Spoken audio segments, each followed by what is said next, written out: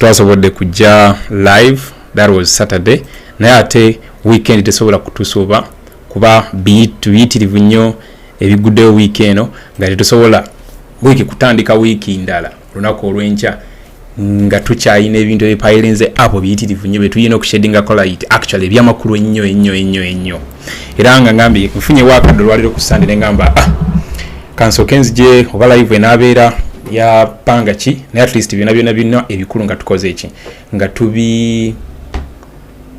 tubishedinze light musooke mubategeeze wadde nti shetera kubeerayo Saturday naye ngambye olwaliro ku Sunday kasa nayo weekend nsubire you guys mwena muli bulungi era nga muli bulungi generally tugezaako kubeera obulungi yona gye tuwangalira olw'ensonga embeera egenda mu maaso mu nsi yaffe of course si nnungi otunuulira eggwanga nga Uganda n'ogaba ffe twalya ki. I'm very sure you guys muli mu nsi ez'enjawulo naye otunuulira ensi gy'olimu nga balina engeri gye bagobereramu amateeka nga balina engeri gye bakolamu ebintu n'okompeyalingako n'ensi yo Uganda n'ogamba man ffe twalya ki ffe twazza gwaki onfuna bulungi nkimanyi bulungi nti buli omu gyali yeebuuza ekibuuzo ekyo kuba Uganda yensi nga abantu baamu batambudde mu mawanga agali ku nsi eno yonna ogenda Korea ojja kusangayo muna Uganda, ogenda Ukraine ojja kusangayo muna Uganda, ogenda Indonesia n'ogenda wa naye ate tebagendayo nga beeyagalidde wabula mbeera mbi. So omuntu atuuka eyo n'akompeyalingako n'ebigenda maaso mu nsi n'agamba man ffe twalya ki naye ate ekirungi nti totudde nange situdde ffenna n'omulama gwe tuliko okulaba nti embeera eno embi gye tulinawo tugitereeza ng'ekisookerako ddala information flow okutegeeza abantu abalala ki ekigenda mu maaso naki ekirina okubeera nga kikolebwa. Kakati gwe wenna munnanga ali eyo just okutwalamu ku speed ey'amaanyi weekend ennyini obukulembeze bwa dictator Museveni bwavaayo ne bulumba ekibiina kya NUP offices zaakyo ne zikisalako in brief ne raidinga offices za NUP ne buli omu abadde alinze kuba ebyafa ku NUP School of Leadership was it Friday Friday nabayitiramu ebyaliwo nemba nnyonnyola biki ebyagenda maaso biki ebayonoona biki bye batwala ebitabo byonna ne batwala engoye zonna batwala ebintu bingi eyo live nagikola ku Friday ekyaliko ku YouTube eno naye nga by then twakola live broadcast eyo amagye gaali gakyasazeeko ekibiina kya NUP Makerere Kavule era nga kizibu nnyo okubeera nga waliwo omuntu ena yali asobola okukola ki era akisobola okyetantalako so lwagenza okuwera olunaku olw'omukaaga nga leadership ya National Platform esobola ku accessinga offices eza Makerere Kavule era Secretary General wamu ne David Lewis Lubongo that is Secretary General David Lewis Lubongo wamu ne leader of opposition nga atono era ye spokesperson wa NUP stroke people power begase wamu ne abakulembeze ab'enjawulo okuli Deputy President wa Buganda Region Honorable Mwanga Kivumbi n'abakulembeze abalala ab'enjawulo ne media team n'abakulembeze ab'enjawulo abalala ne bagenda ne balambula Makerere Kavule biki ebyayonooneddwa biki ebyabbiddwa biki ebyagenze mu maaso nga Museveni atiminze wamu ne mutabani we okulumba NUP era bagirumbye ekiro omanyi ekyo ekibiina kitiika oyina kirumba nga tewali muntu n'omu aliwo b'osanzewo oyina basiba oyina batulugunya oyina bagobawo bonna that was the case kuba bonna be basanzeewo babagobyewo bano bakinambu simanyi nze ndi eno ku luguudo nengera bigenda mu maaso bonna ne babagobawo bano akinambu simanyi nze mpitawo buyisi ngenda ku jange oluguudo ne balusalako nga tebalina muntu n'omu gwe bakkiriza kusala. So situation yabadde tense kyewuunyisa nti ate yo police evaayo ne kugamba nti nno baconductinze search. Which kind of a search is that? Kuba obanga ogenda oconductinga search ku premises z'omuntu oyina kugenda ne search warrant ate n'omuntu oyo alina okubeerawo ku premises ezo onfuna bulungi. Yes omuntu aba alina okubeerawo kati neebuuza police ejjawo audacity tutegeeza oba etegeeza ensi nti kye twabadde tukola Makerere Kavule yabadde search yabadde search buli babadde bubbi bwennyini kwabadde kulumba national platform ga kwadde kulagako his excellence Kyagulanyi nti gwe tusobola okusaanyaawo. In brief, that was the message. Naye ate ng'ebyo byonna tebigasa, like tebiina kyebigattako. Kuba ntaddeyo ekibuuzo olwaliro ku Facebook page yaffe, naawe kennyini kankikubuuze, gwe otunuulira ebintu nga woobiraba, ani ali mu kutya? Kyeyoleka lwatu nti state eri mu kutya, kuba bayina emmundu, bayina amasasi, bayina judiciary, bayina parliament, bayina amakomera, bayina sente, naye above all bayina amaanyi, of course mwezo institutions. Naye olabanga tebasobola kusetoringa, olabanga yonna gye babeera tebatudde kasita bakiwulira nti no Kyagulanyi akyali mulamu era akyatambuza emirimu gy'enkyukakyuka. Lwaki kagambo kamiliyoni ke yakozesa nti we batudde gabaga bakola ki, gabaga babuguma sagala kiyisa mukama. Naye nga kyekyo kyentegeeza baba tebatudde nga to the point nti basobola okukola ebintu nga bino. Nga sinakutwala mu biki ebyazuuliddwa mu office ez'enjawulo, especially ya president waffe, kansooke mbeeko kyenkulaga wano. Ekyewuunyisa naye ng'ate kiri anticipated, era olaba kole ntya wano. Okay, yeah, kikino kyembadde njagala okulaga. Olaba omusajja ono akole bwenti. Anyway, ku screen osobola okulabayo bulungi nnyo. Olaba omusajja wa security oyo ataddeko ka mask yako. Goloza lwaki akataddeko? First of all, bakimanyi nti nno, of course, intention yaabwe kutusindikamu kutya, kuba olaba wa police, olaba wa military, olaba wa UPDF akutte mundu, masasi gonna agambadde wano, enjegereza amasasi azambadde embulago ne mu kifuba, ne ku magulu pisto ziri eno, buli kimu ataddeko mask tategerekeka, akusindikemu okutya. Kuba kati ono omusajja nga omulaba, omukyala abeere kabeera mayida akeera okwenywera akakopo ka chai nga ataddeko omujaaja n'emiwogo gye egyasuzeewo. Walaba ku musajja ono of course agenda kutya. So yeyo intention yaabwe. Then ekirala bakimanyi ekintu kibakola kya bumenyi bw'amateeka. Ensonga lwaki baba balina okwekavalinga, tebaagala abantu ba identifying nti be bana batutulugunya yone yajja ku NUP n'akola kino ne kino. Naye nze ekinsanyula kiri kintu kimu nti abantu bagenda bamanyira ebintu bino kati ani gwokyatiisa nono bujwanga. Tebikyakola tebikyakola mawulire abantu abantu bagenda bakimanyire kyakolanga luli amawulire ndowooza obanga abantu tebannaba kubeera angry enough. Ne kati olabanga kya bulijjo tebikyalimu makulu mbolo ajje nga yeesabise yenna atiise ateekewo embeera ey'amaanyi nowe. Tebikyakola. Era nze nakyagadde nnyo bajje we batyo. Kwa first of all balaga okutya, balaga nti kibakola tekiriimu, balaga okutya ate balagira ddala nti kibakola bakimanyi nti no kimenya mateeka, so kwekavalinga n'ekirala okusindika fiya. So kijja genda abantu bakimanyire nga bamanyira amagye. Abantu kati bamanyira amagye okubeera nga gabeera mu bantu. Gali everywhere. So abantu bagamanyira. So that kind of intimidation abantu sisuubira nti nno kikyabatwala nnyo nga luli. No way. So kansooke nkutwaleko mu office ya His Excellency Bobiwine. His Excellency Bobiwine. His Excellency Bobiwine. Yeah. Ebifaananyi byolabaawo ku screen yo. Ebifaananyi byolabaawo eyo office ya president. Era olabanga kuliko akagambo president. Nsuubire buli kimu mukiraba bulungi bagayi bange kubanga njagala ensonga zino tuzigende mpola nga sinaba nagenda deeper. Njagala osooke weetegereze bulungi kuba nyina ebintu njagala okulaga. Osooke olabe how organized the NUP is. Olabe ekizimbe ekyo kya Makerere Kavule.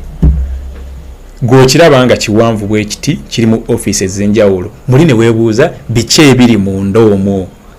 Era ne Museveni wamu ne mutabani we kibadde kibawubbye omutwe biki ebiri mu ndoomu. Njagala olabe how organized the NUP is.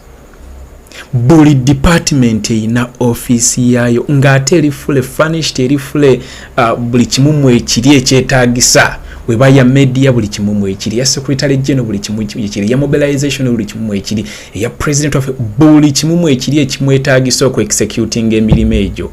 Kintu n'ekyo kitiisa kuba tewali political party n'emu mu ggwanga lyaffe ino Uganda yali etuuseeko yadde koota ya how president waffe waavuze ekintu kino. So kyobalabanga olumu bakola kifiiriza ne bajja ne badismantlinga buli kimu kati nga baakoze bayonoonye maani ebintu buli kimu baakyonoonye. Anyway, sooka olabe.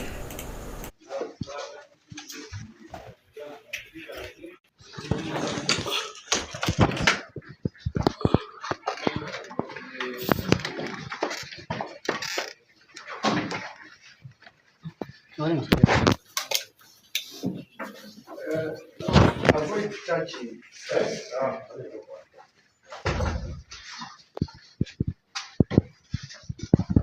What do you computers you know? Wale computer wale na wana wale computer.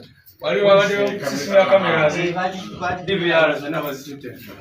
Na wasa wale computer pili za mbaba. Neno bazitute bade muno.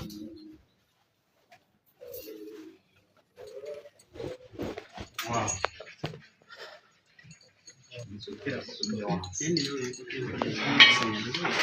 Guys just doing a little bit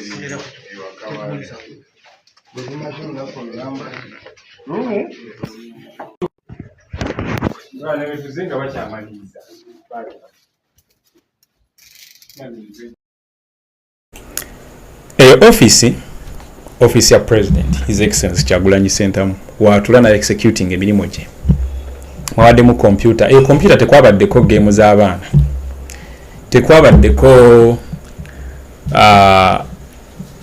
obanchi kunyole ntya teyabadde yakuzanyisa computer yaddeko information kuba kwadde atula na executing emirimu gye kitegeera bagisanze ensibe sigama no bagisanze enzigule kuba wabafuluma office ye president office agigala bulungi naye bazze n'ebyuma ebisala bazze na buli kimu ekikozesebwa. Of course president waffe amone team abakola construction y'ekizimbe ekyo bateekako security nga ya waggulu nnyo. Ekyo ekizimbe kyonna kibadde wired nga buli karoom kalimu CCTV ng'ate n'okukyetoloola kyonna buli kimu osobola okukola ki kukiraba. Kyobola nga badismantlinze buli kimu. So baali bakola security nga yakika kya waggulu in terms of the locks, enzigi ze baakozesa mwazirabye, eminyolo gye baakozesa si buno obwa bulijjo nedda kubanga bakisuubira nti something like this kisobola okubeerawo. Mujjukire nti nno even in 2020 era kyaliwo. So kati baali bakola construction n'okukola buli kimu finishing and all that kind of thing bakozesa buli kimu nga kyakika kya waggulu. Naye abasajja bazze n'ebyuma ebisala eminyolo bagisaze kwa bagezezzaako okugikola buno obujogoli ne bigaana ne bagisala busazi.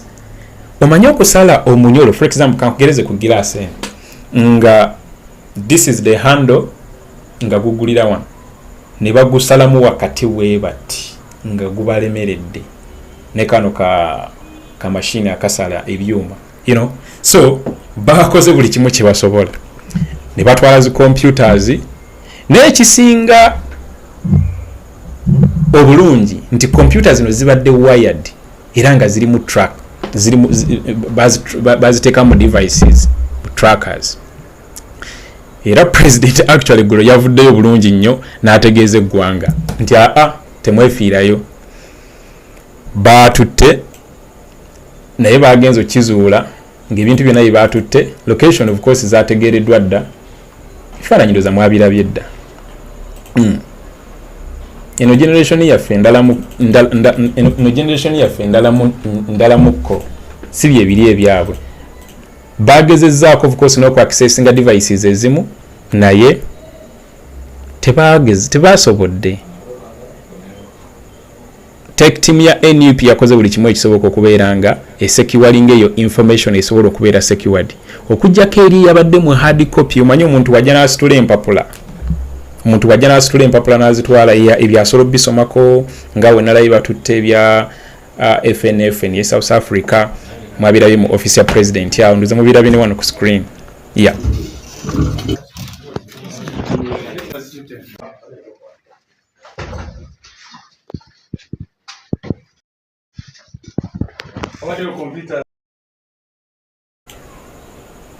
ya document says ndoza muziraba kati ng'ebya FNF yeah of course batutte ebiri hard copy kati bebe basobola okutula wansi ne basoma ne bagamba oh his excellence are communicating no naye ate ne his excellence tolowooza nti nno musiru leadership ya NUP tolowooza nti basiru tolowooza nti basobola okuleka information eri very crucial mu kifo kimu era nzi nyinamu ekirowoozera suubira nti nno kuba this is not the first time and it was anticipated. National Platform School of Leadership yaggulwawo police neyite obukulembeze bwa NUP ne bagendayo musajja yabagamba tujja barraiding one time mujja tuwulira so badde bakisuubira era nga nsuubira nti information eri very critical eri very crucial teyasangiddwa mu kifo kino eri ku zi computers eri ku masimu ag'enjawulo of course as we speak now eri secure a confirmation from the tech team a National Unity Platform information yo kayoke etali secure bibi batuteng mu bipapula you know okay katugendeko mu office endala wano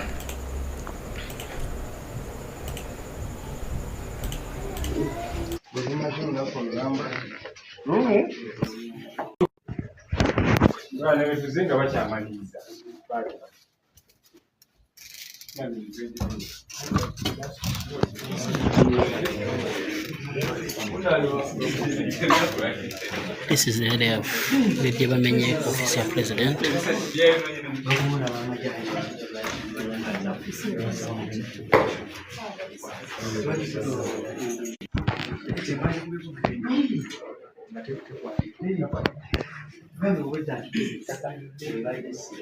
Okuvekino basuze naye bateese kumalira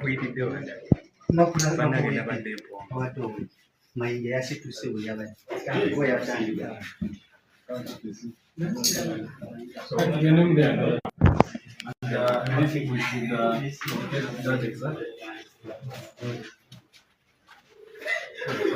This is the office of the Secretary General. This is the office of the Secretary General.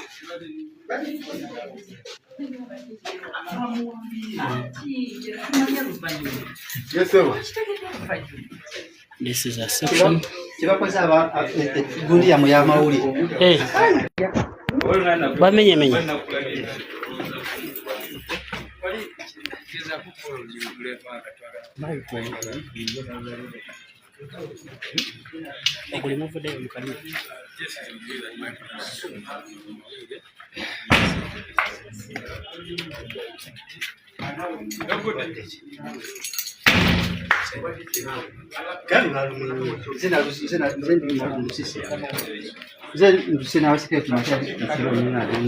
This is the accounts office.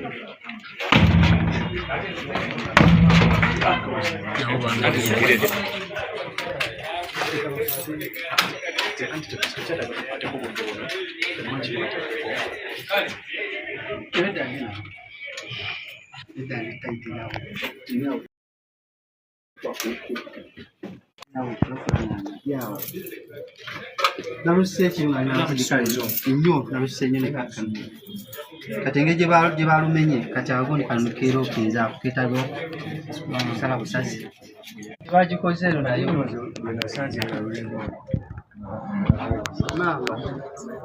accounts office centers nabagambyeko nga tutandika nti njagala olabe how organized NUP is, olabe offices eziri ku kizimbe ekyo, olabe how organized nagaye buli department eina office oba treasurer oba accounts oba media. Tugenda tukako ne mu media office yaba namawuliro olabe kye bagikoze. olabe engeri gye bagirismantulinze yonna na buli kimu ekyabaddemu.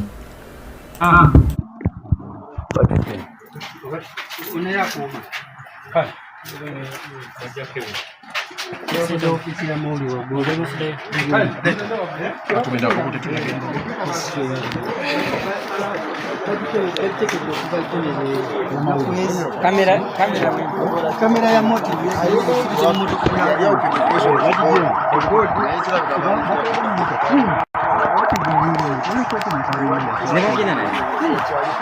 baje muna kaja ketike ba kaisi kama Tenga motive next kubasa bana isamu.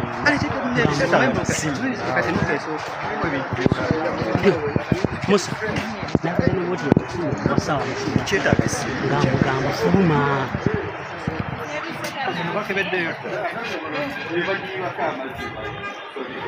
So this is inside NUP. Motoka ezisinga ezibaddewo zonna bazimenye ne bayingira munda. So katugende mu ofisi y'amawulire. Ne mmotoka ezasangiddwa wabweru era nazo bazimenye era ne munda ne bayingira ne bayazaamu kuba like no mu motoka era osobola okulekamuko mubeera mu obufoofu obumba osobola okuteekamu something.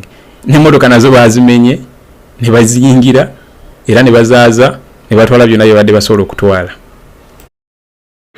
Kigamba nti ofisi y'amawulire bagiyisiza bulala.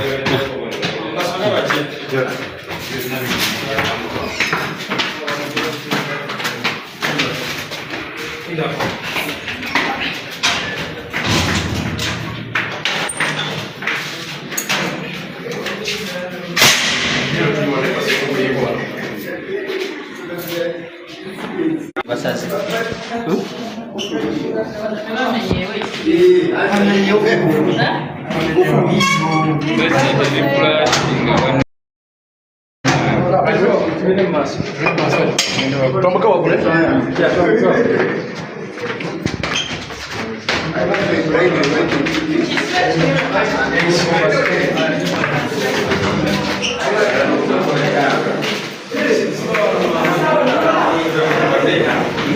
Senta kati gwe kiro kyonna gwe nga bakukoza ki?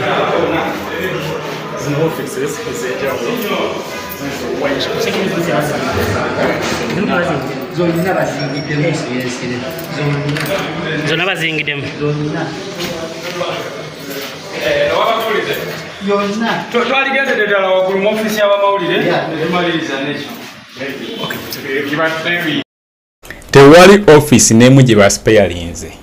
Buli office bagikoze eki bajingi. Of course kuno kutya kwe bali mu kwolesa sigamba nti bakikola lawfully. Of course it is unlawful kuba tewano omu yabaddewo nga witnessinga kuba NUP n'obukulembeze bwayo ngenda kwako ku bakulembeze awo maaso nga boogera nga bashedinga light abakulira essomero side abatwala ba coordinator b'essomero eri.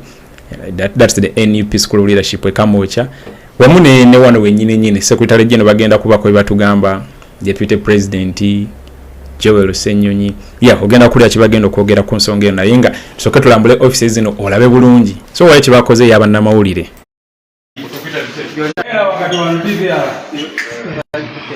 abamawulire basobola okola kino nenga computer kansa n'abavaayo tonight nga nkalu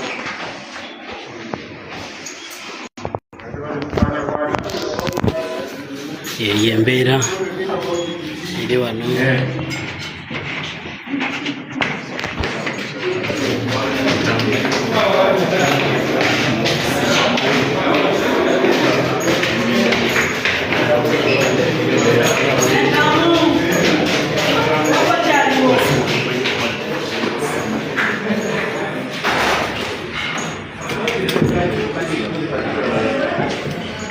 Kasitande kamete wakati ngadi wabusa weda kedela likiri wano wati computer Jona ade yaligiridde kasitandike bakamulekedde. ofisi y'amawulire computer zonna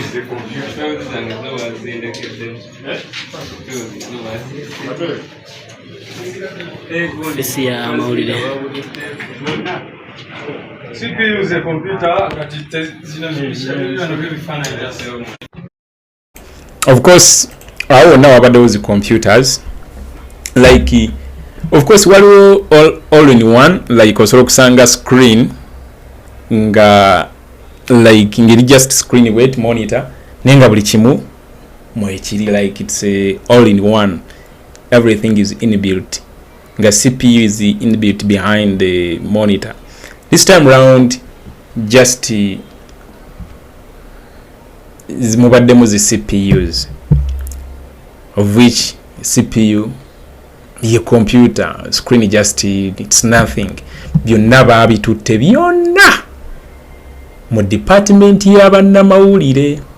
Naye nkutegeezezza nti nno ekisingira ddala obulungi as we speak now devices eziriko critical information zonna ziri settled, tebana na kimu kibasobola ku accessinga. Namwe bano tubasinza amagezi, okitegeera bulungi, tubasinza amagezi.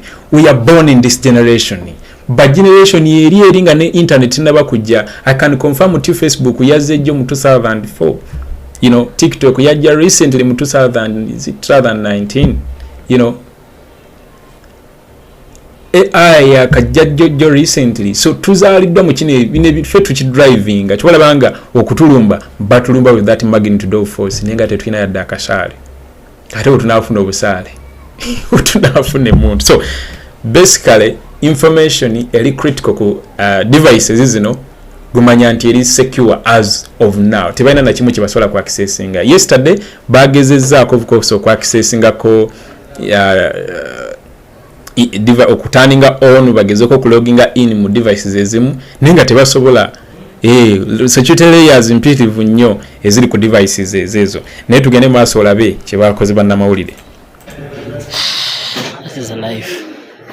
Ono twali tusinziira jjo okuwa ebifaananyi byonna nga tuliya na wabweru nga bw'olaba beekoze ekijenyi.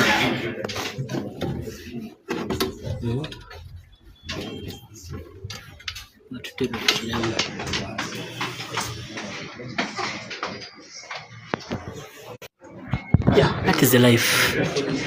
Kyebategeeza okubangalira mu dictatorial government mbeera eyo.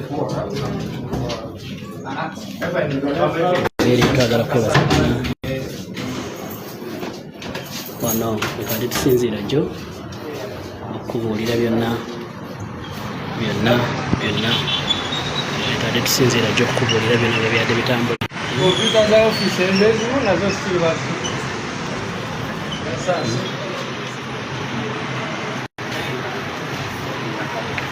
embeera eyo nga bw'olaba bakama waffe bageza ku accessinga embeera nga bweri. Buli woofiisi bagiyingidde okusinziira ku mukumi wano bamuwambye ekiro era babadde naye ekiro kiramba naye nga bamutuuza mu ttaka batuuka mu sensitive places nga bamugjawo accounts media.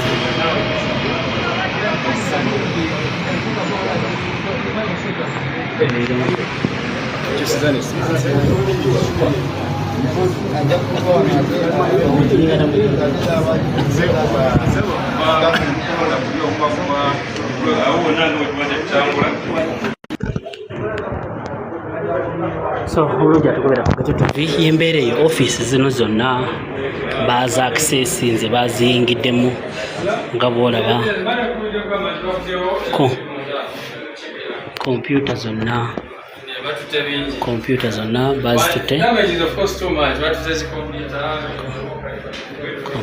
bazitutte office nga bw'olaba kamera zonna nga bwenakulaze bazikatinze.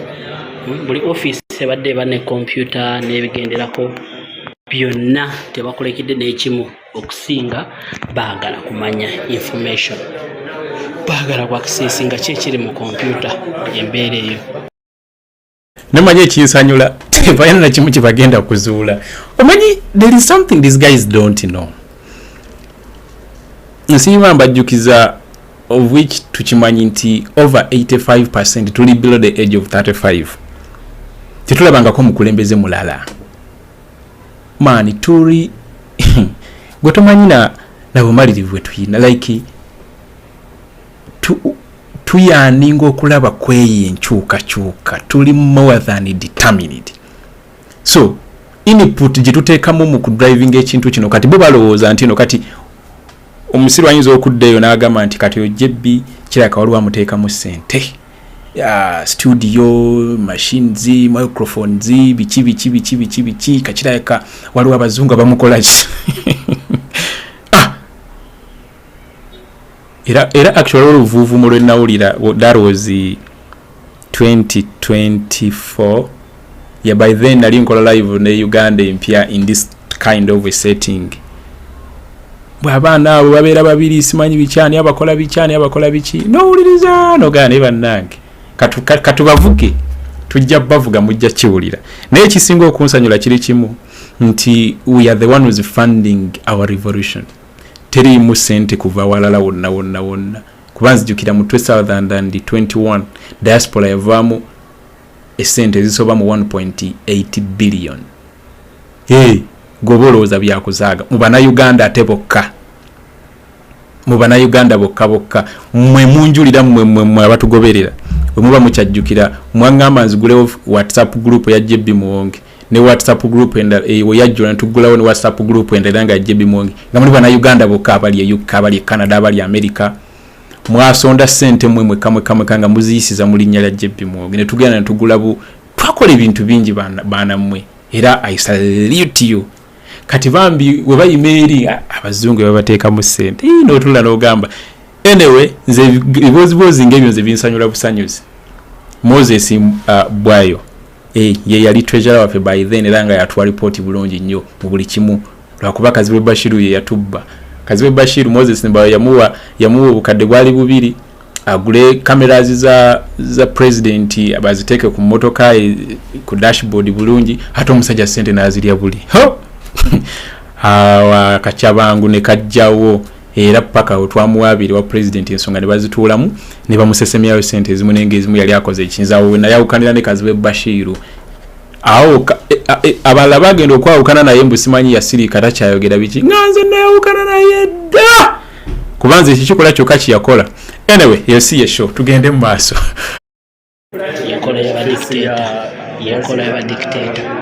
yenkola y'abadictator kwongera kusima kumanya kiki ekiri mu ayinamu endowooza egamba nti oba oli awo waliwo ekyenjawulo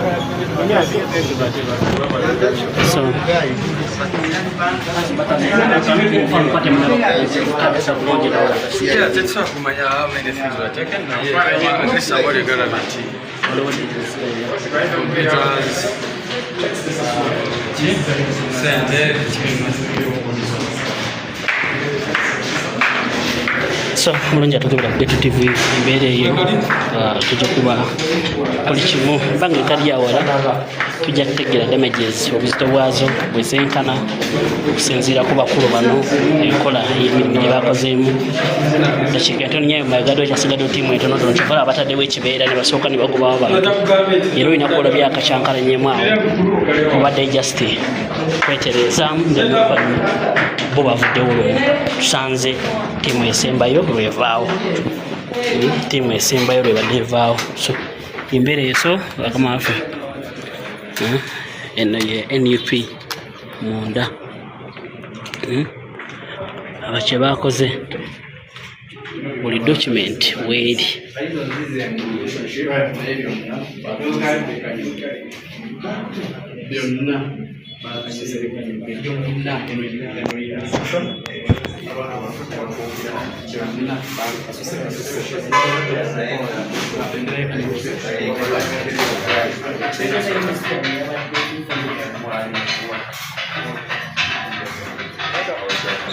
so embeera eyo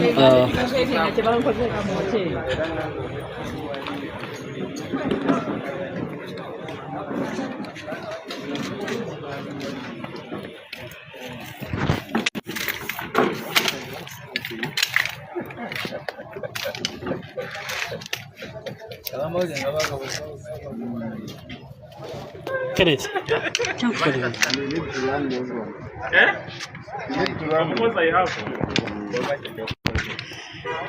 Thank you for following us always. Mwebale nnyo abagoberera embeera twagala okwebaza nnyo mwenna. Yes, of course kati abakulembeze bagenda kwa batu updatinga in this session. Gwe nawe nadayagala okumanya biche bya transparency, what did the leaders say? Njagala obeereko bulungi tokola ki.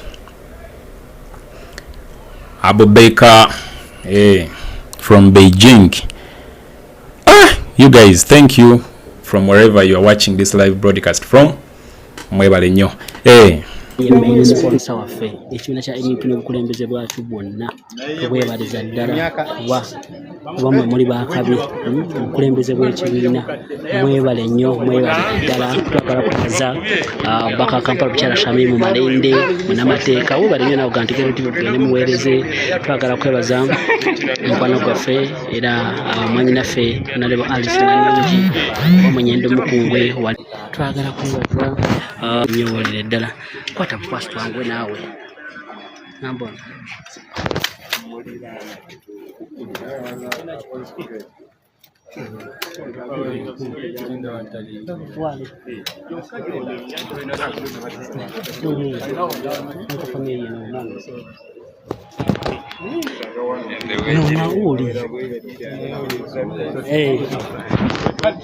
Jagira kiwaza Nalebo Joyce nabatada muli wali Entebbe municipality n'abalala mwenna n'abayeekera bajeno Museveni okusalako ekitebe kyaffe olunaku lwajjo tubadde tetulina access era si wano wokka babadde bablockinze ekkubo lino lyonna akubira ddala bwayise okutuuka sayidi z'emulago eyo ng'abantu tebasobola kukozesa lino ekkubo era babadde wano bangi nnyo abasirikale abapoliisi ab'amagye abali mu civilian nga bwe mulabye ekifaananyi kibadde awo abasinga nga beesibye ebikookolo nga tebasobola kutegeera nga muntu tasobola kubategeera abantu baffe abakuuma wano babagobye ne basigalawo omu ne bamukubakuba empi ne bamugyako esimu ne bamutuuza awo era waabadde kuva olunaku lwajjo okutuuka leero we bagendedde naye nga bye bakola bajja ne bamugamba sayininga wano nti waliwo kyo witnessinze nga bwe mulabye effujjo lyonna lyonna lye bakoze wano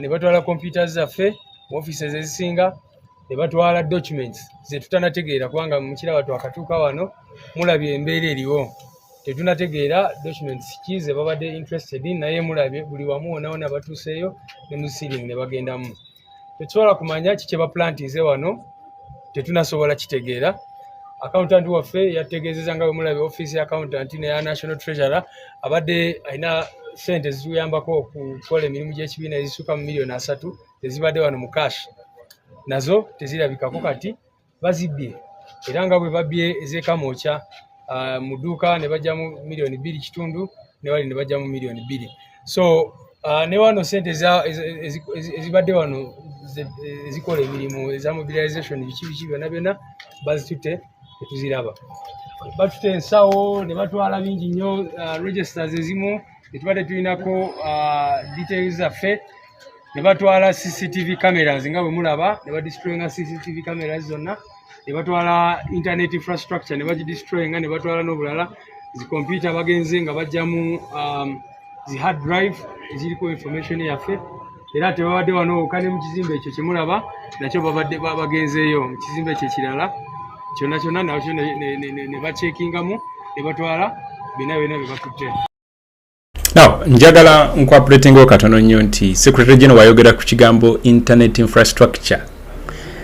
Internet connectivity ebadde ku kitebe nga bwe nagambye nga ntandika wali mu kutandika nti buli kimu kye bakola ku national platform kyali kya mutendera gwa waggulu nnyo. Ekizimbe ekyo nga bwe kiraba kyonna kibadde wired era kibadde kiina internet structure eri very strong ku buli mutendera ku buli mwaliiro nga n'obeera eno wansi mu lujja osobola okubeera nga oli connected n'obeera eri waggulu buli kimu naye yonna nayo bagidismantling nze yonna on top of dismantling the CCTV or the camera infrastructure byonna ziteepu zonna bazitutte buli kimu top of that ne internet infrastructure yonna bagidismantling nze yonna kati oli ne yeebuuza kuba police wevaayo netandika okwogera bujwanga mbu simanyi tuteebereza mbu ati simanyi badde bakolera military drills.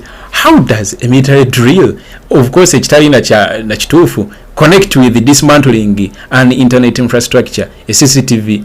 Kwa wandibadde ogamba nti kyetugidismantling katwale butwazi bugundi kale tulabe how omuntu asobola okuwuliriza.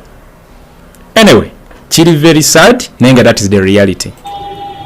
Of course tuvumirira bino ebikolwa nga bwe tubagambye eri Kamwokya kubanga tesobola kubanga search tebadde search kubanga teri official yenayina w'ekibiina gwe bategeezezzaako badde tebalina search warrant ate teri gwe bakkiriza okuwitnessinga ebibaddewo wano. So ebikolwa byonna bibakoze wano bimenya amateeka era tubivumirira ne ssevumirira yenna. We have just been able to regain access to our offices here at Kavule. Since yesterday, as you know, they came and deployed all the way from Bwaise to Mulago and blocked access to this place. So today we said let's come because even in the morning they came and did the same thing. So we wanted to see the extent of what they took, ascertain for sure how much damage they have done at this point, because we have also just entered. We are just taking stock right now. But what we have been told so far from the accountant's office, all the money that was there, over 30 million shillings, was taken by these thugs. There are so many documents which they took away, as you have seen everywhere. They took almost all the CPUs from all the computers, all of them in these offices. Even where it was difficult, they just broke the CPUs to be able to access the hard drives. So, meaning that they wanted to take out all the information. It was evident in the organizing secretary's office that they took a lot of documents, the registers and all these things. So we are yet to establish what exactly the extent, and we shall let you know, the media. But what I want to emphasize is that they did not allow any party official to be around. They chased away the people who are in charge of the security, the caretakers. The only one who was left, they beat him and forced him to sit there where he was seated since yesterday. And they took away his phone. Even now, he doesn't have his phone. They've just gone with it. So you can imagine, these are just thugs. Right now, we cannot tell you what they have taken exactly because there are still many things taken from here and taken from Kamwokya. We are going to take stock and tell you, but we condemn this in the strongest terms possible. This was not a search, to emphasize, because when you come to such premises, you must have a search warrant, and you must make sure that the owner of the premises is around. You must involve the local authorities to ensure that they are there to witness everything that has been taken. We are very concerned at this point because, like I said, the neighbors told us that they even saw some foreigners in here when these thugs were around. So we are very concerned that they might have planted some things in our offices. We don't know yet what technology they used or whatever, but let's wait and see, because if they wanted to do a search, only a search, we should have been around. We've been emphasizing that we are not criminals and there's nothing criminal in this place. You remember how they planted guns in Arua? You know what? Some of our comrades actually were at Chitaria, who were on the Magara Umar case. You remember what happened even to Magara himself? They planted, some things in his house and claimed he was making bombs and all that. And some of our comrades who are still stuck at Luzira, Chitali and other places, they are the same things they've been doing. So we are yet to establish the extent of damage, but we condemn these actions in the strongest terms possible. Yes, we are coming now. Okay, let me send the Deputy President will speak last. Ebisinga really tubyogedde nga tuli ku kitebe kyaffe ku kitebe ky'essomero lyaffe e Kamwokya, era tugamba katujje ne wano e Kavule. Naye olwokubanga abantu bano kye bakola kya kumenyibwa amateeka, mulabye tutuusa awo era nga tebaagala tuyingire, ne bakuba bannamawulire abamu emiggo, babadde ne biwaya, ne bakuba bannamawulire. Kakati bw'obanga kyokola kiri mateeka, munnamawulire okuba waaki ffe twakiseesinge. Naye of course tulemeddeko, tubagamba abantu mmwe, kino kitebe kyaffe, ffe abakivunaanyizibwako, era twagala kuyingira biki bye mukola. ne bamala ne bafuluma bangi babadde mu ngoye ezaleeya n'abalala babaddewo tetumanyi biki babadde bakola wano ba plantinga oba bateeka mu bya spying oba biki of course ne baba nti bateekawo ebintu ebyokubega tebalina kye babega wano tewali kya bumenyi w'amateeka kye tukola wano buli kye tukola wano kya politics era nga gavumenti twagala kugikyusa mu mateeka naye tukyagezaako kutegeera oba byabulabe kyebirala bye bataddewo.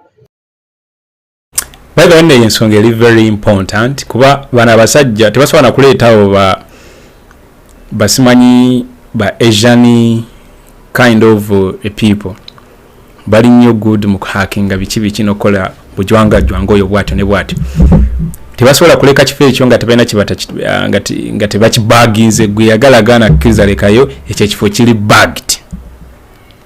bagged era kirimu bu microphone obusobola okuwuliriza amaloboozi gwe kyolina okumanya era I'm very sure ekyo president of course ne team kiri obvious bakimanyi they know what to do ekyo sinza nakyeraliikirirako because they are smart brains at NUP they can see beyond what these fellows can so to me ekyo bajja kitereeza gwe okumanya nego kyolina okumanya bakibaginze ekifo bakibaginze so kina just kuscaningibwa kyonna kiscaningibwe eyo muzisiringi kwane musiringi bayingiddeyo bano bakyali musiringi bayingiddeyo byonna bibakoze tebalina kibagenda kuzuula kankujjukizeemu ne documentary eyo ndowooza nja kuddamu ngikuweeko oddemu ogirabe yakolebwa World Journal something nerabidde gundi is it WJJ World News Journal bagikola ku president wa 2019 Museveni mukutya okunje ennyo after ngagezezzaako okwagala okusanyawo his excellency Kyagulanyi Center mu 2018 n'amulemerera ate oyo yamulemerera n'amufuukira bufuukizike n'amufuukira omugugu nga president alinnya bulinnya madaala malala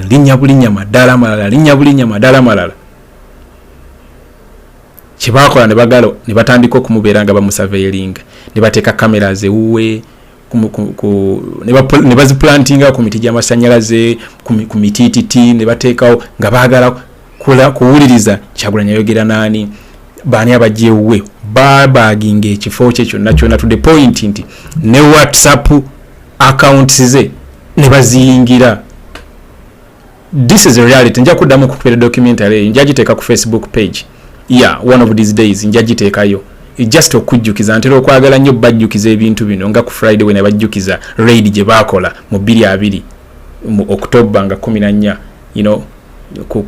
ku kitebe kyaffe ekyekamocha currently esomero so nja bajjukiza even about that naye bakikola president waffe era n'akitegeera nti essimu bagibagenze nga bagenda okubeera ne meeting ne ba comrade bannaffe bano ba Joel ba Lewis ne baani abalala jjukira bayogerera ku WhatsApp in most cases kati nga bamanya kyabewunyisa babeeranga batudde mu meeting awo obusajja nga bujjawo basalako nga meeting bugikola ki nga bugisanyi nga bubalemesa kati akwe kukizula nti essimu ya president waffe bali bagikoze eki bali bagibaginze era nga buli information gyasharinga n'omuntu ebeera bibwa kakati kati president kiyakolanga nga baba agenda okubeera meeting empigi ngate essimu agikwata n'agiwa omuntu nga Bobiwine n'agivuga n'agitwala Masaka eyo gyamanyi nti no gye bakola ki gye babaginze era gye batrailinga abasiru nga bagobera essimu paka Masaka olu president waffe nga agenda empigi atabeera ne successful meeting nja kuddamu balage gundi eyo omanyi sometimes ebintu bino bitumira n'otunyumira so guys you remind me ku Facebook wemba nerabidde mundi mining oboli ansindikine message and mining about this ne yamye okugenda mu archives zange nzijeyo documentary eyo eyakolebwa WJ something World Journal something njibawe bulungi nnyo na kajibawe mirundi of course ejuya nenja jibajjukiza nkimanyi wala abatajiraba oba abeerabira so like what Joel is saying even currently ekifo kino balina kiba kitaddemu gwe kyolina okumanya kikyo olina okumanya tujja kubinoonyerezaako tubategeeze naye kino kitwongera buvumu kiba kiraga kyekituufu, otherwise baali badde tebatukolako lino fujjo, naye olwokubanga oba oli awo akazito bakawulira lye fujjo lye bali mu kukola n'olumba ekitebe n'omenyamenya kwegamba ng'olaba just bazze kukola fujjo kulaga nti kaakati katubimenyemenye banaakolawo ki kubanga mulabye damage extent of the damage yonna tujja kukola stock taking tubabuulire, naye ekisinga byonna kino tukivaamu n'obuvumu obusinga bwe tubadde nabwo. As we most of really what we had to say we did say at the NUP School of Leadership at Kamocha, but as I told you, we insisted we were going to come here at Kavule and see what's happening. We got here, the military was still clearly in this place. They did not want us to access. We said, look, these are our party headquarters. We are the owners of this place. We want to access. Why do you want to deny us access? And as you could see, they using some cables and so on, they beat up some journalists. And you wonder if what you're doing is within the law. Why are you beating journalists? What have they done exactly? But anyhow, we insisted, we want to enter and see what you people are doing. So they all took the walk of shame and they left. We have accessed, you've seen all the damage that has been caused. Clearly just trying to put us down, but that's not going to happen. We are a lot more resolute than ever before. Maybe Treasurer Kayogere for 1 minute. Yes. Then the Deputy President Amalize. Office youth level. Thank you very much. The extent of damage has been extensively covered, but only to confirm that this is part of the bigger scheme by the regime, disable and cripple the National Unity Platform and the bigger struggle generally. The comfort comes from the knowledge that these are not surprising developments. The criminal conduct of every dictatorial regime has never stopped the population from regaining power in their country. So the people of Uganda must have the comfort in the knowledge that this persecution, this criminal conduct has never stopped any dictatorial regime from falling. And indeed, it will not stop this one from falling. Their plan is to intimidate, to harass, discredit, and weaken the people's struggle. But I can assure them that that is an effort in vain. Because what motivates us to fight is not because we don't know that there are such dangers, but that what we are fighting for is bigger than the risk that we face and the organization faces. So we shall fight on. When we started, we did not have all these things they are trying to destroy. Maybe they are also operating from a point of being jealous and envious that in 4 years we have done what they have failed to do in the last 4 decades, and yet we are not yet even in power. But we want to assure them that even if they come and bomb down the building, we shall rebuild it again, because we know the cause we are on and it's bigger than the risks. Uganda waliwo point eyo enkulu ennyo nti balina ennugu yogere mu Luganda. Ebigendererwa by'abantu bano bingi nnyo, naye ekisookera ddala baagala tunafuya ate baze babikola. Baagala tumalamu amaanyi bamale mu bantu essuubi nti bano bemuwagira tuyinza bakola kye twagala ate teri kye musobola okukola. Naye bino byonna bye bakola teri regimu yannakyemalira mu nsi yonna ne mu byafaayo ekyabikolanga. Zonna zaabikola, naye era ku nkomerero abantu ne bawangula. Waliwo n'endowooza nti oba oli awo abantu bano balina n'ennugu nti ebibalemye kuzimba myaka 4 ffe tubikoze myaka 4.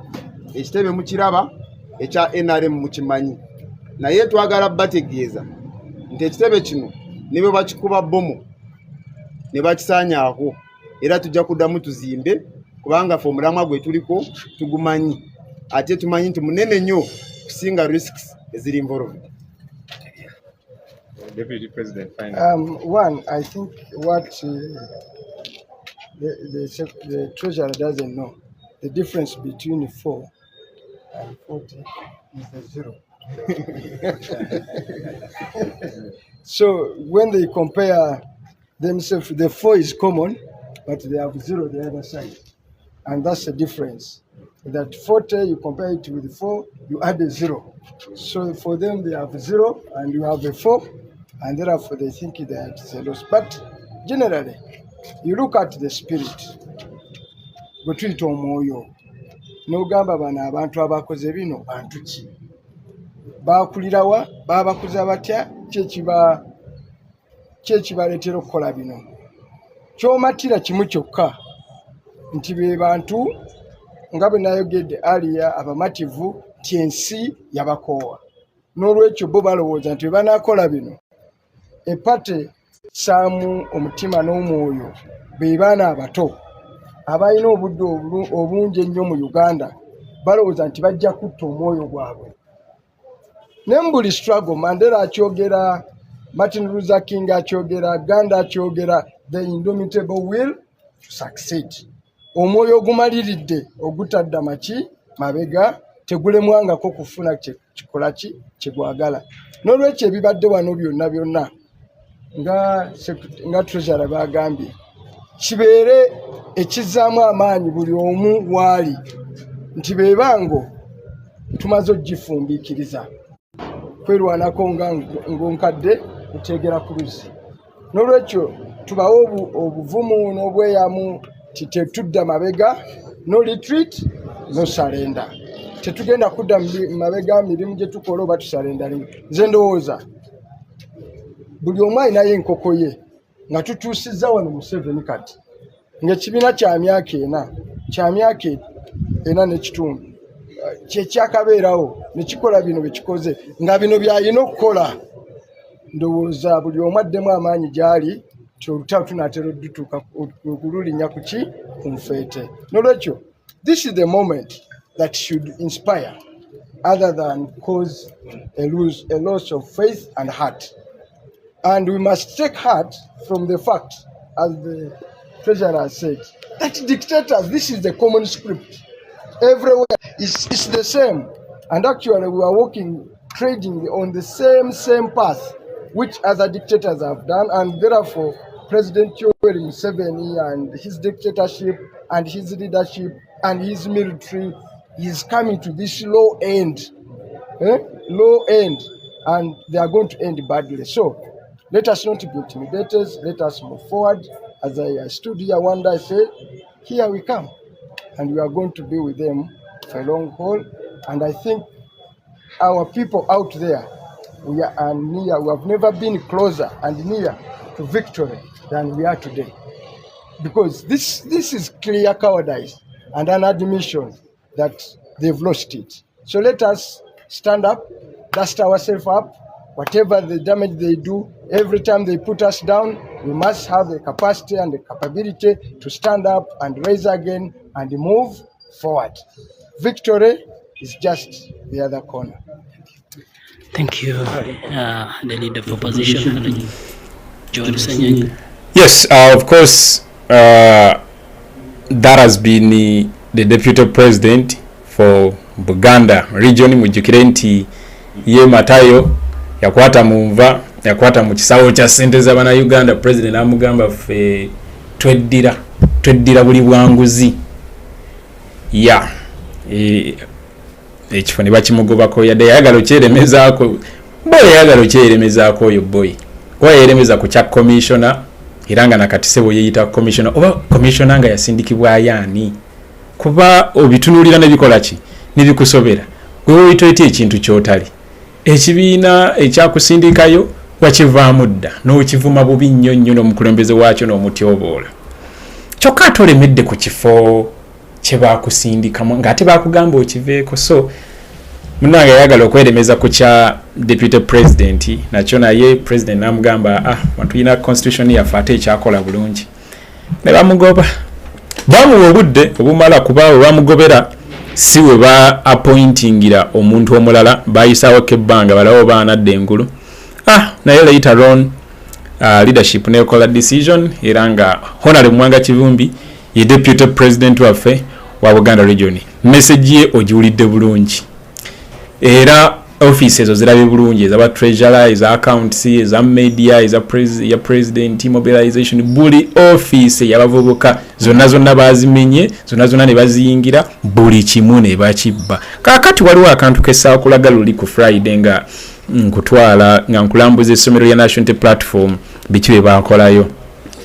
By then the leadership alitenda bakuvaayo kwogera naye kibakola kusomera ate kibi nnyo. Tulaba nti nno muno balesemuko ku papula ku NUP offices balesemu kale ku papula bwe balabanga akantu tekaliko nnyo naye ku NUP School of Leadership bayera buli kimu tebayina yadde nakantu nakamu ke balekamu ebitabo byonna computer zonna ne monitor ne bazitwalirako. Wanono kati for example mu mawulire balesemu ba monitor emu of course the CPU zona bazitute naye ku NUP School of Leadership buli kimu bakisena yadde na of course nga deputy president wa kugambi bino byonna babikola of course kutusindikamu kutya kutulaga nti tuli powerless niye ekyewunyisa oba ekisanyusa sigwe mulundi ogusoose nga bakola ebintu bino ate tusigadde tugenda. So eyo determination eyo resilience gye tubadde tukozesa era gye tukyakozesa okushootinga forward gye tuba tukozesa even ne mu kaseera kano togeza n'ogwamu yadde esingo y'amaanyi no bana basajja tebakujja ku mulamwa. Actually nayagadde nnyo ne gundi ono coordinator w'essomero lya NUP namwagadde nnyo namwagadde nnyo n'abakulembeze of course abalengeri gye bayogedde ku nsonga eno after ng'amaze okulambula ki ekyagenze mu maaso ku NUP School of Leadership.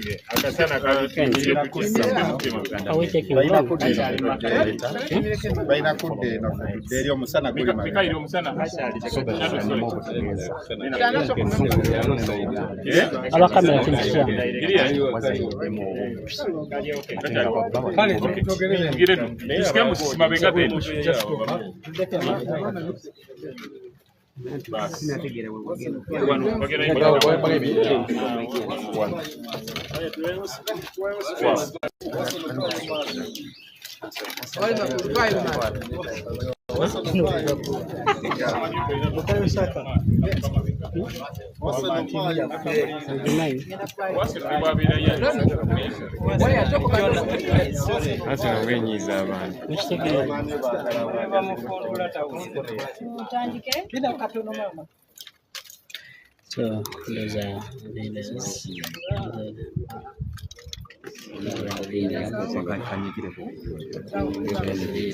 Leaders from the NUP trying to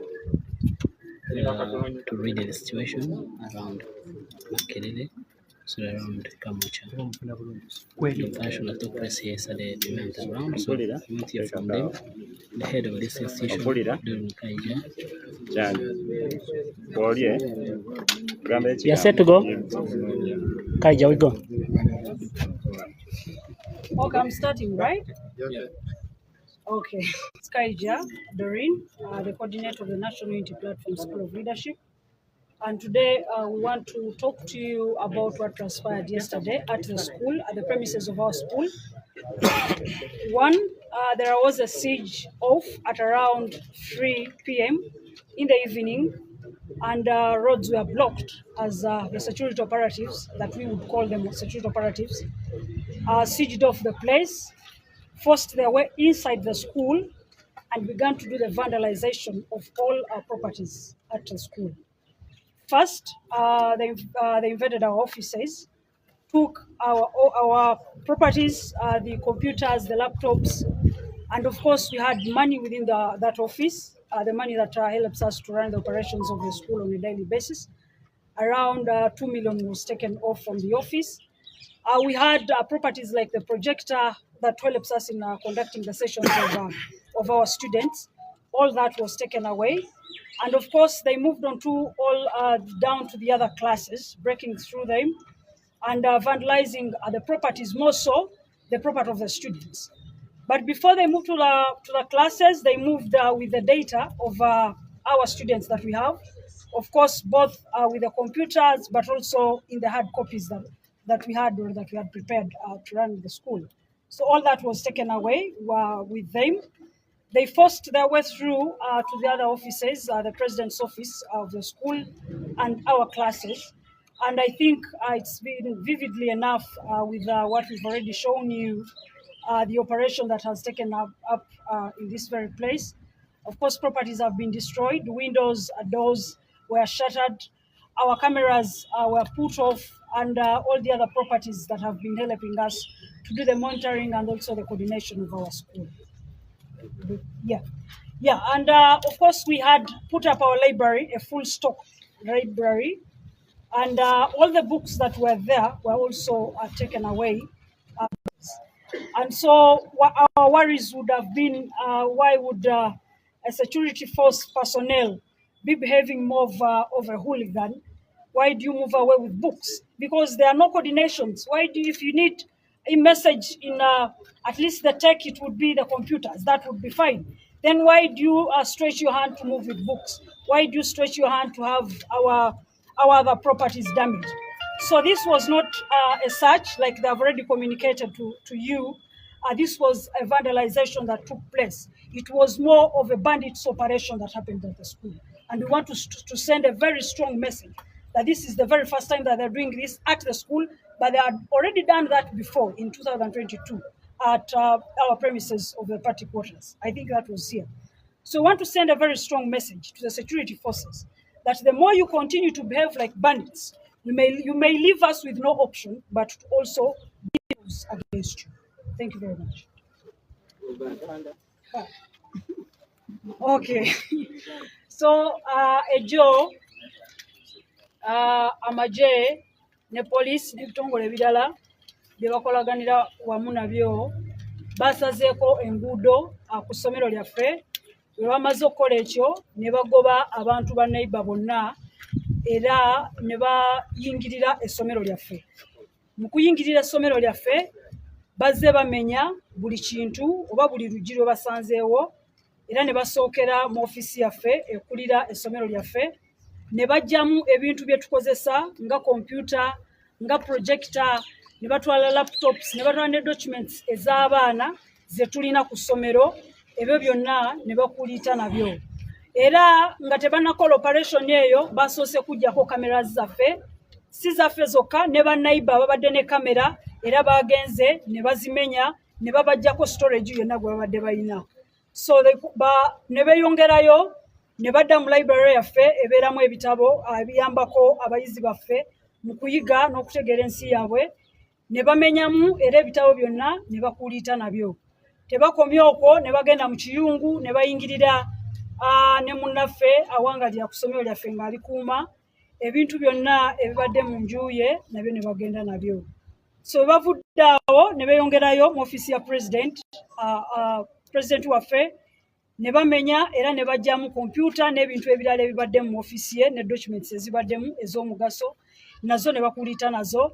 Operation yaabwe ne yeeyongerayo paka mu classes abayizi baffe ze batuulamu, ebintu byonna ebibaddemu ebitabo by'abayizi n'ebintu ebirala ebibakozesa byonna basobodde okuliita nabyo, n'ebintu ebitono ebibadde bibanyiiza nga faani era nabyo basobodde obikuba ne babimenya ne babijjayo ne basobola okuba nga basobodde okuliita nabyo. N'olwaleero tetunnafuna nsonga ebakozesezza ekikolwa eky'obutemu era so bagenze mu maaso. Essomero lyaffe libaddeko n'edduuka eririmu merchandise w'ebintu byaffe eby'abayizi, eby'ekibiina, ebintu byonna bagenze nabyo. Batera otugamba ku bintu bya overall n'ebirala, batutte t-shirt, batutte enkofiira, batutte ebintu ebibranding ekibiina kyaffe byonna ne bagenda nabyo. So tebalina kintu kye balese mabega okuggyako ebizimbe. Yeah, so batute sente office n'ezedduuka. Yeah, waliwo sente ze batute ezibadde mu dduuka era zenkanankana milioni. Network ebadde kyankalanyemu ndowooza nendoza kati eri fine right. Buli munnaabakoma okweyisa ng'ekitagasa mujja tulekera akaaganya akatono kubanga naffe tujja na busobozi okujjako okwerwanako okulaba nti tusobola osigala mu nsi yaffe. So you either behave yourselves or we shall make you to behave. Erinnya nze Kaija Dorin nga coordinator wa Seminole National Unity Platform. Thank you.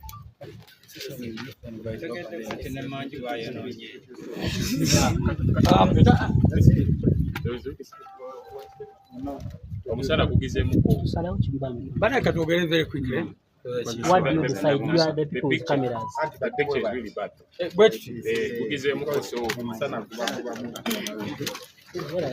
Emile wali ku motoka ya NTV.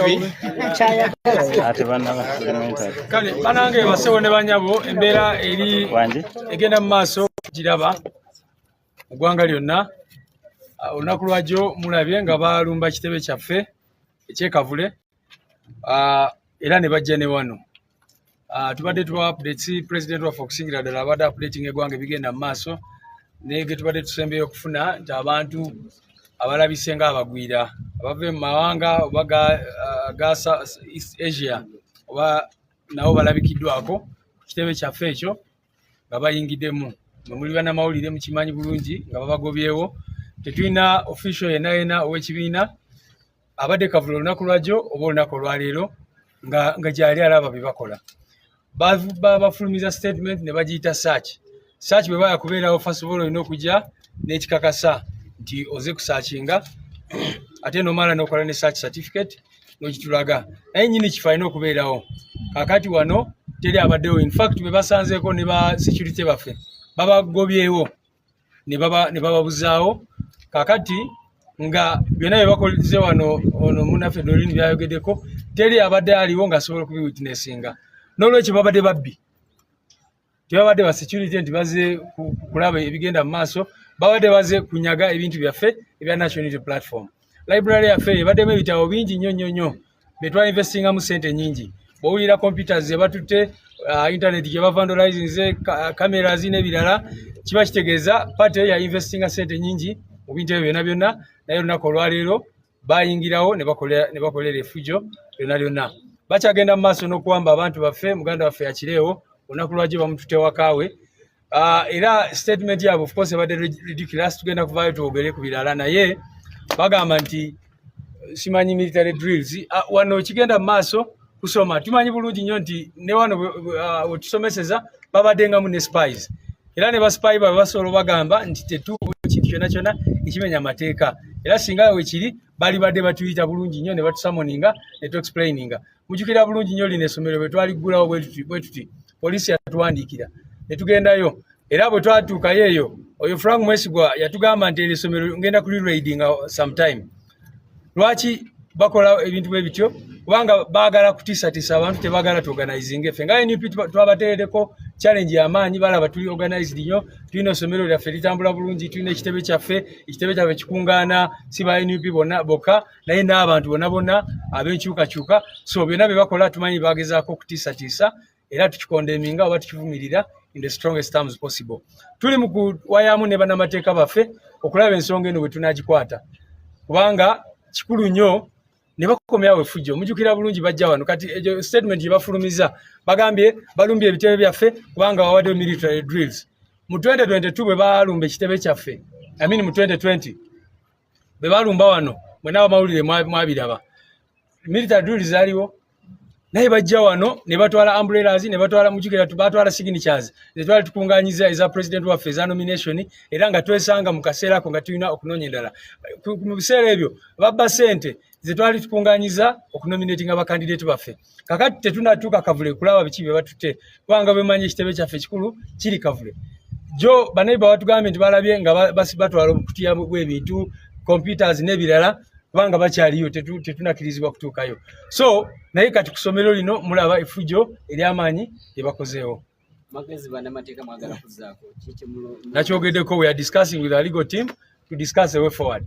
Because we cannot allow the regime, the criminals, to continue behaving in this manner. If they say they were conducting a search, there are processes under the law which they should have followed to come to our school. But if you come to this school of leadership and chase away everybody, including our security personnel, our administrators, Doreen, you didn't even talk about your passport and other documents which they took away. Very important documents. They took away attendance lists, the projectors, the computers, things in the president's office and all that. So, and there was no such certificate, nothing. So these were simply thieves, they were robbers. They came to rob this place. And maybe that is the same thing that is happening at Kavule. We don't know what they planted here. We can't tell you we know what they planted here because they were here for a number of hours. Right now, a few minutes ago, I told that people saw some people of East Asian descent at Kavule. We don't know why foreigners would be involved even in such illegal operations. The operations are already illegal, but now we don't know why foreigners would be involved because they can peep and see what is going on there. Thank you. Are you given anything like a document showing things that they have picked from here? Like I said, they did not leave any document. First of all, even if there was to be a document, it should be there should be witnesses. And they have not communicated with anybody About the search? About these searches. They are calling it a search, but for us, we are calling them illegal operations. This is robbery, this is thuggery. Because if they wanted to conduct a search, they should have written to us, or even when they came to yesterday at Kavule, they should have come to our offices because offices were open. An officer could have come, said, here is a search warrant. I want to conduct a search here for these and these reasons, and then we would have cooperated because we have nothing to hide as a national unity platform. Everything we do in the open. We are not criminals, we are law-abiding citizens. But these operations are illegal, they are meant to intimidate us. You saw yesterday when they went to Comrade Achileo's home, the things they were taking away, T-shirts, anything written on people power, caps, neckties. What kind of ridiculousness is that? About the issues of drills and the 2020 brackets. So it's not the first time. Yeah, because they released a ridiculous statement saying that the raiding of our offices was about drills, military drills. What we want to make categorically clear is that we are a political party, a non-violent political organization. We are not a military facility. We are not a military operation. As you have seen, the PLU people, the NRM people do these military drills every day. Nothing happens to them. For us, ours was not a military drill. These were our foot soldiers. That's why we did it in the open, because it did not break any law. So what we are saying is that if they claim now that it was about the drills, why did they attack our office back in 2020? Was it also because of the drills? So they're always looking for an excuse to raid us, to disable us, to frustrate us, and to cut our speed, because they know for sure that we are moving very fast and we shall remove them. Okay, let me say something quickly, then the Deputy President will close it up. Am I okay here? Do you want me to move? One more. Hey, sorry. Akiba kitegeeza simanyi naye bagimenye babadde wano bandaba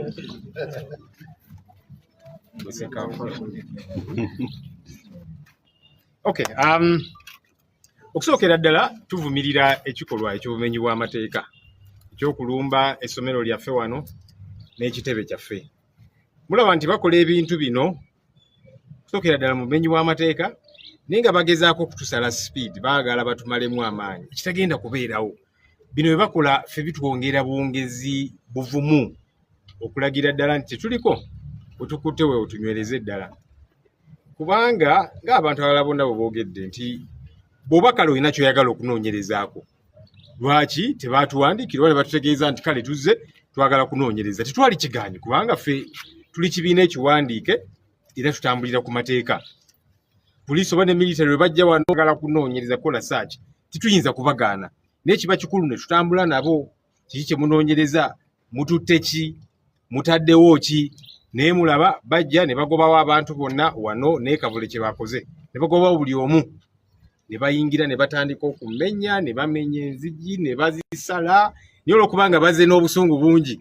Oluggi omaze okulusala oyingidde nogaa naye ne glass eno efaananikira bubi, nazo ne bazikoona ng'olwo ne bamaze okuyingira. Faani ne bazimenyamenya nogaa kakati faani z'abakoze eki, naye muzirabye nazo zonna bazimenyemenye ne batwala ebintu byaffe. Kwegamba bagezaako tukolako effujjo.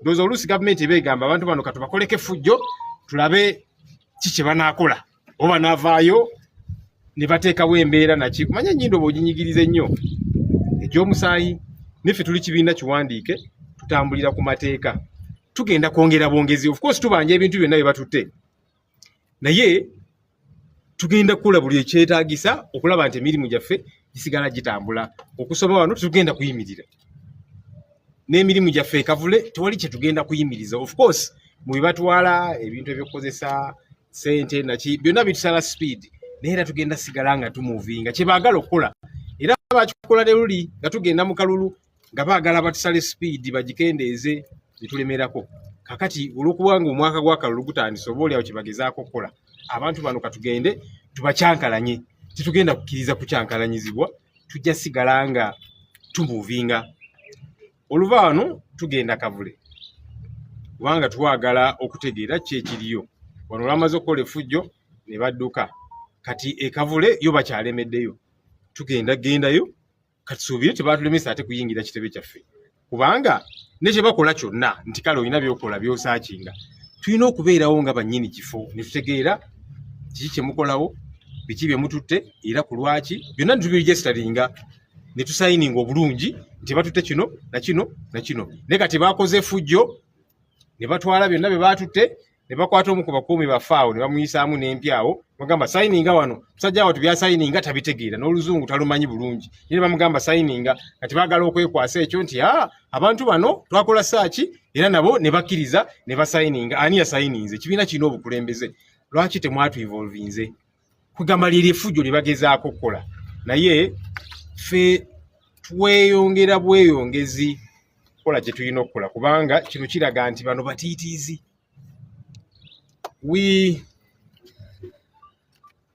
in very unequivocal terms want to condemn the illegalities here at the NUP School of Leadership at our offices in Kavule, the illegal raid, because this is not a search as we have seen them call it. Because if you are to conduct a search, there is a legal procedure on how you conduct a search. You first of all inform the owners of the place, and we've got to be present. But as you can see, they came, sent away everybody. The same thing they did at Kavule. Sent away everybody, broke in here, they began to cut doors. Even after cutting doors, they decided to break the glasses. They pulled down the fans, broke them, and you keep thinking, now, what has the fan done to you to get so annoyed? Clearly, they came to vandalize our property. They do these things to cut our speed, like they did before we went into the previous election. They are trying to do the same, to disorganize us. No, we are a lot more organized than these fellows think we are. Yes, we shall get affected here and there, but we'll keep moving in every sense of the word. After here, we are going to Kavule. We want to see what's happening there because they are still in that area, military and so on. Hopefully, they will not deny us access to our premises because those are our premises anyway. If they wanted to conduct a search, why not do it when we are present? Otherwise, what are you doing there? What are you planting? Because these are things that they have done before. You remember in Arua, they planted guns and they said, these ones, they belong to Honorable Chagulanyi. So that's why they're probably operating quietly. But we want to go and see what's happening there. The other excuse that we have seen by police, they're saying, you see, these people are carrying out military drills and so on and so forth. When did an overall become military uniform? People put on overalls at washing bays, fuel stations, I don't know what, mechanics and what. An overall. When did that become military attire? And yet we have seen regime people. There's the one, Catherine Lamwaka, she's the woman MP of Omoro. She's married to one of the generals, Lieutenant General Otemawani. She was in full military combat. Lilian Abe, she's the Minister of State for Disaster. Full military combat. Andrew Mwenda, who is a spokesperson of Moses Group, PLE. Full military combat. These fellows have never been called to order. But who are putting on overalls, what's wrong with you? Ensonga eno je okusookera ddala lwaki tugezaako kwekeeneenya kiki babadde bakola ku bitebe byaffe tusuubira nti oba oliawo waliwo ebintu bye bataddetaddeyo babitusiige bakikola mu Arua ne bateekamu emmundu ne bagamba zino za Honorable Kyagulanyi tulindiridde okulaba tukyanoonyereza kyobulwa tugenda ne Kavule tutegeere kyekiriyo naye tulabye poliisi yeekwasa nti abantu bano bakola zi military drills naki eteeka lirambika bulungi military drills kyeki nga mulimu training mukozesa n'emmundu n'okuzassembulinga naki baabirabyewa nga fe ababikola n'ekirala kati bali mu kunoonya bawamba abaana nti olw'okubanga bambala ovolo emyufu eza red ovolo emyufu kyafuka ddi ekyambalo ky'amagye barracks ki gy'osanga nti abantu kakati bambadde ovolo eza red kyambalo ky'amagye ate nga abantu ba gavumenti bambala ebyamagye mwalaba omukyalo omu bamuyita Catherine Lamwaka mbaka omukyalo we Omoro era mukyala w'omu ku ba General Lieutenant General Otemawani yayambala full combat uniform ey'amagye Lilian Abe oyo Minister of State wa disaster yayambala full combat uniform Andrew Mwenda oyo mwogezi wa kigroup kya Muhozi naye nga ayambadde full combat uniform tebabavunaananga ne bali mu kugoba banoonya abaana abambala zi overall naki oba tunuulira kwegamba ne bakusobera embeera enezeebaawo FDC bagimenyako Mbabazi bamumenyako Popa recent babamenyako. How much are you safe in terms of data? Because having a part of organization again, we know kwanga ina chemusagaza. How safe are you? Byonna babitwala mu bambadde mwine emutusenga. Of course naffe tuba tweberera mu konti tuyinza obutateeka buli kimu ekirina okubeera naddala ebintu ebyenkizo mu bifo bino naye n'ebibeera bya nkizo kuba kati onootwala computers zonna n'otwala ebikozesebwa byonna n'osalasala zi cameras n'obba ssente n'ebirala byonna n'omenya enzigi n'okola ki ezo zonna expenses n'okugezaako okutuza emabega so yes kitu affectingamu naye tetugenda kikkiriza kutu affectinga nga bo basuubira nti babeere so affected emirimu esannyalale tegigenda kusannyalala tusigala tugenda mu maaso.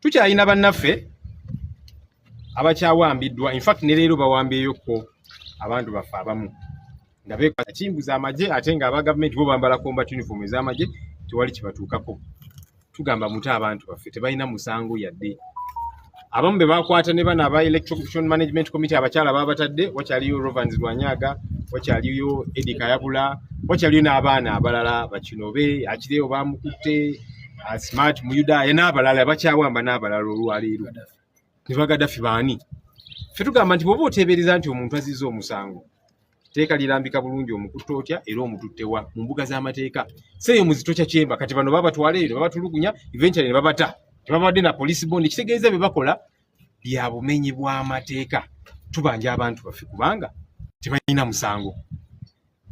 There are still some of our comrades who are still held after they are being abducted.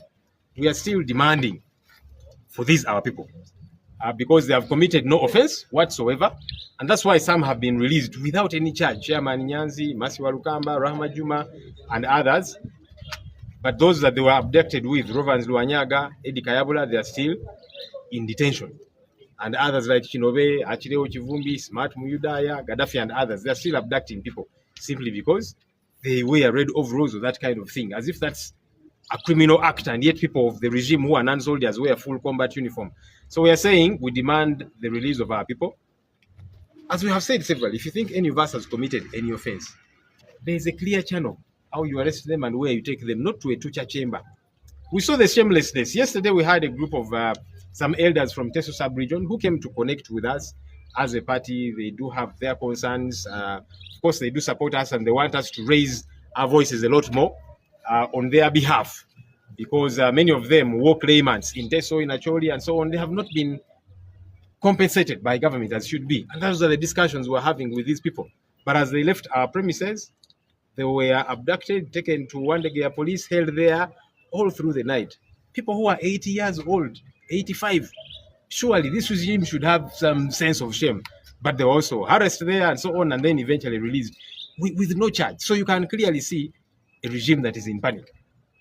Obuswavu obulala obwabaddewo olunaku lw'eggulo twabadde ne ttiimu ez'abakadde ba elders okuva eyo mu Teeso nga balina ensonga zaabwe. Of course batuwagiranga ekibiina nga batusaba twongere okuyimusa amaloboozi ku nsonga ezibaluma. Bali eyo ebintu byabwe byayonooneka mu ntalo, gavumenti nesuubiza okubaliyirira ne kaakati gavumenti tekikolanga eyo teeso wakyoli wa tuwayamuko nabo era tubasuubiza tujja kwongera okuteeka essira ku nsonga ezo. Baavudde ku kitebe kyaffe abantu abakadde emyaka 85 kubanga be ba elders beeyo nga bakiikiridde abalala ne bawambibwa. Eventually ne babatwala eyo ku poliisi ya Wandegeya babuuza ebibuuzo mwe biki planning ne Kyagulanyi naki batulugunyo basumbuwa abantu abakadde ku level eyo. Of course eventually baba batadde mu buswavu nga tebalina emukiro mutumbi abalaba tebalina musango gwonna. Ekyo kikulaga obutiitizi bwa gavumenti eno. Bwe tukutte tunywereze ddala. Sebo Deputy President.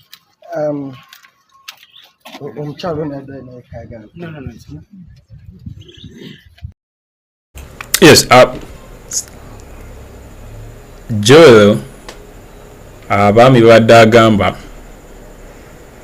be bano wano boolaba ku screen awo. Ya beebo baava Teso ne bajja okubeera nga banyumyamu wamu n'obukulembeze bwa National Unity Platform, His Excellency Kyagulanyi Ssentamu Robert wamu ne ttiimu ye, how to strengthen NUP mu Teso sub-region.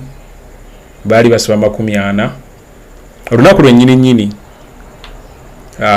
amagye bwe gasalako ekibiina kya National Unity Platform ku makyoko.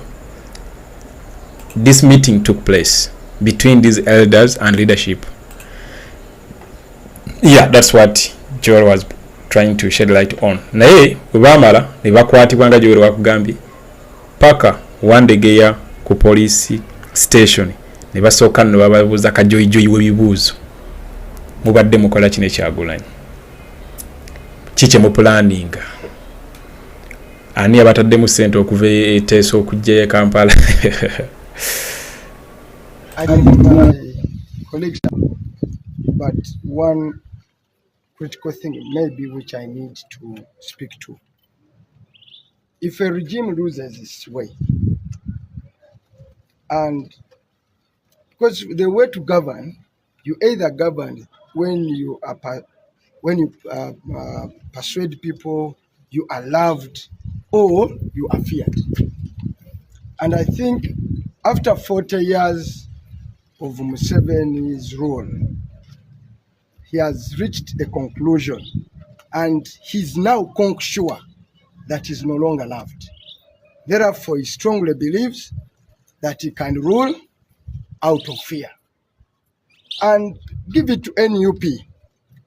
This is the party of 4-5 years. Down the road, it's now the most popular party and the most potent and feared force in Uganda politically. Actually, General Museveni cannot allow even NUP to freely organize through the country, because he knows the moment he allows a 1 month is open mobilization of a country, his regime is over. Therefore, these acts manifest a victory and work well done by the National Unity Platform. And we want to thank those foot soldiers and everyone that has put a brick on that wall. Secondly, we have delivered the message home that when you see a regime lose its sense of shame and stigma, then you know you have it in the corner. Therefore, the people of Uganda, these are not acts of a regime that is on the ascent. It is acts of a regime that is on its way out. This is how classically all regimes behave. Study Gaddafi, study Mobutu Sese Seko, Kamuzu Banda, Saidi Barre, Hussein Mubaraka, Bashir of Sudan. Even when you go to Europe, Sohato, the one of Yugoslavia was called General Tito, Milosevic. This, they reached that point and brutalized. So we are dealing with the last kicks of a dying horse. There will be a cost to it, but let's stay firm and stay strong, because this is what it will take. So we want to really nze njagala kwebaza abalwanyi baffe bonna aba National Unity Platform okulaba nga aba National Unity platform okulaba nga mu myaka 4 n'ekitundu ndoza tunatera ku celebrating emyaka 5 ez'ekibiina kino Museveni tumutadde mu nsonda ne tumumatiza gyali n'abamwetoolodde baganda be ne batabani be n'abooluganda n'abako n'ab'emikwano ti ddala bannayuganda batukyawa ne bamatira nti ffe tuli bakyawe tebakyatwagala n'olwekyo tusobola kubafutubbalako na kubafuga nga tubataddemu okutya nga batutya buti kubanga eby'omukwano n'okusiima byaggwawo ekyo nabo kati mu mitima gyabwe bamativu n'olwekyo balowooza kyekibiina ekisinga okubatiisatiisa era ekiyina omusinde ku ground era ekiyina momentum ku ground ye National Unity Platform kyova olaba tugenda kufuna embooko nnyingi nnyo mu bino ne twagala okugumya abawagizi baffe bonna mu Uganda yonna gye bali nti bino gavumenti ezigenda zonna gizikola kino tekitegeeza gavumenti erinnya kitegeeza gavumenti ekuba sekyakyala oba mugimanyi ng'enkoko ogisazeeko oba omutwe naye ng'ekyasambagala nekubamu nesambasamba so twongere bwongezi maanyi abaganda bagamba nti awakusiiwa wotakula bw'olaba gavumenti muzungu agamba nti when you see somebody is shaking then you know the ground where he is standing is no longer holding.